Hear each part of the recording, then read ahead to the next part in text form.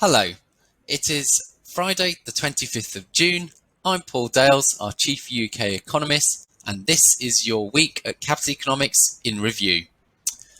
As the dust continues to settle on last week's surprisingly hawkish FOMC meeting, we've continued to pay very close attention to the latest inflation developments and how central banks are responding.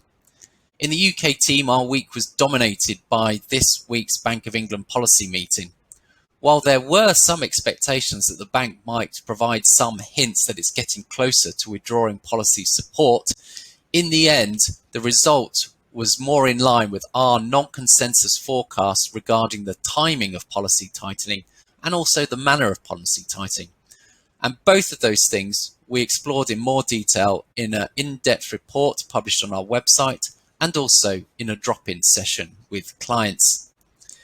The bank's opinion that the near-term surge in inflation will prove short-lived is more in line with our own, but the global picture is much more complicated, as made clear in our latest Global Inflation Watch. This quarterly report provides a unique and complete picture of how inflation dynamics could be different in different developed markets and different emerging markets.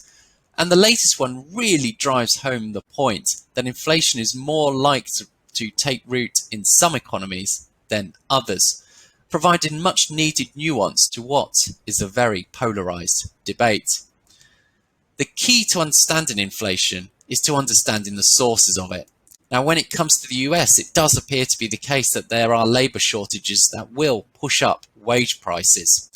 But in the Eurozone, there's enough spare capacity in the labour market at the moment to prevent that from happening. We also raised the contrasting wage outlooks in the US and the Eurozone in a drop-in this week, for which we also shared with clients our specially curated dashboard of dynamic charts in CE Interactive. Now that's our data platform, and this helps clients track how wage pressures are developing and how that's ultimately going to change the inflation picture. Now, wage pressures in economies like the US do in fact reflect labour shortages that probably will be sustained for some time.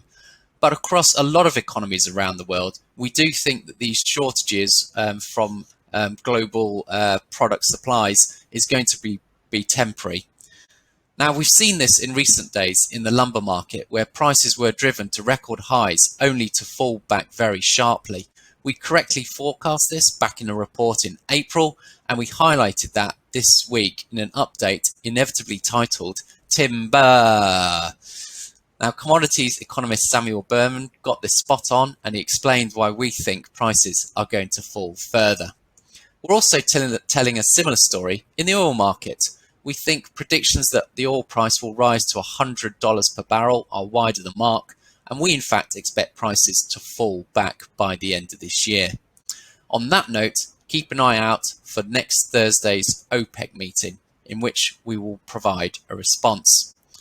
Now, in the meantime, have a good weekend. Thank you for listening, and goodbye.